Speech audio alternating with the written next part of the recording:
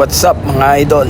Every time na may pupuntahan ako dito sa Singapore, may dalawa akong application na laging ginagamit. Itong dalawang application na to nakakatulong sa akin, lalo na kung mahaba ang biyahe or biglaan kang lilipat ng location na pupuntahan. O siya, wala nang maraming sabi. Eto na yung dalawang application, pati kung paano ko siya gamitin.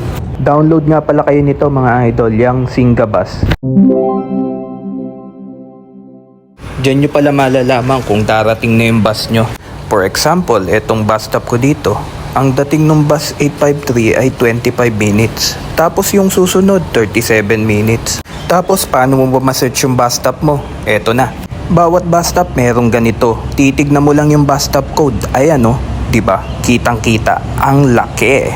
Tapos balik ka sa Singabus. Ilagay mo lang yung bus stop code.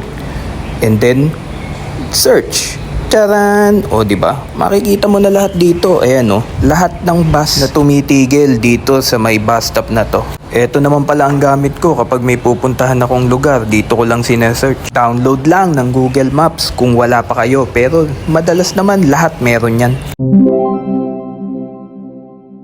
Siyempre, tamang search lang ng lugar na pupuntahan. Kunwari, Punggol LRT or MRT. Ayan o. Pagkatapos nung click enter lang. Tapos pindutin nyo yung directions. Then after nun, makikita mo na yung mga options dyan. Marami kang pagpipilian. So kunwari sa akin, ang pinili ko dyan yung 49 minutes. So yung 49 minutes, meron siyang lakad, sakay ng bus, tapos sakay din ng MRT. So yung 9 minutes, yan yung lakad simula sa bahay hanggang doon sa bus stop. And then once makarating ka sa bus stop, ayan, may 853M na nakalagay. Meaning, yan yung bus na sasakyan mo. Makikita mo din dito kung ilang stops at kung saan-saan siya titigil na mga bus stop. And then, pagkababa mo ng bus stop, ayan, may 2 minutes walk papuntang MRT. And then, from MRT, Serangoon to Punggol, meron siyang 5 stops. Tapos, pwede mo rin i-click yung arrow pababa para makita mo kung sa mga MRT station siya titigil. At least dito, malalaman mo kung lagpas ka na ba o parating ka na. Isang mabilisang explain naman dito sa maps kapag nakasakay ka sa bus. Yung maliliit na white dots, yan yung mga bus stop na titigilan mo. Example, eto, parang live footage yan.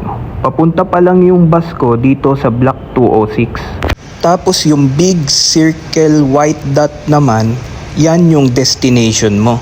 Yung malaking white dot sa baba, yan yung destination sa bus. Yung malaking white dot naman sa taas is yung Serangoon to Punggol MRT. So i-focus muna natin dito sa may isang malaking white dot sa may itaas. Yung white dot na yan na may purple line is Serangoon, all the way yan paakyat sa may Punggol.